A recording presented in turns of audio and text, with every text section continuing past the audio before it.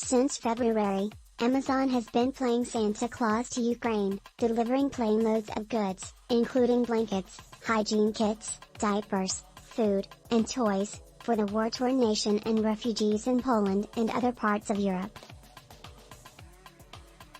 But long-term, what's more important to Ukrainians than the gifts coming in is what's going out: massive amounts of government, tax, banking and property data vulnerable to destruction and abuse should Russian invaders get their hands on it. Since the day Russia launched its invasion February 24, Amazon has been working closely with the Ukrainian government to download essential data and ferry it out of the country in suitcase-sized solid-state computer storage units called Snowball Edge, then funneling the data into Amazon's cloud computing. AWS's leadership made a decision that saved the Ukrainian government and economy.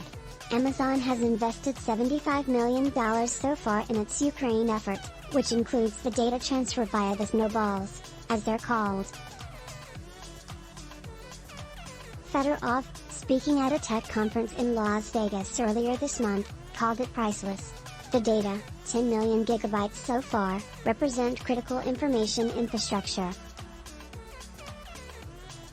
This is core for operation of the economy, of the tax system, of banks, and the government overall, he said. The data also include property records whose safekeeping can help prevent theft of Ukrainian homes, businesses, and land.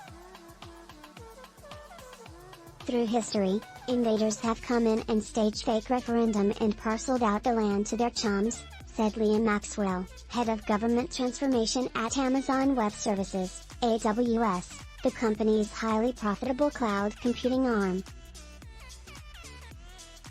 That kind of thing has been happening since William the Conqueror.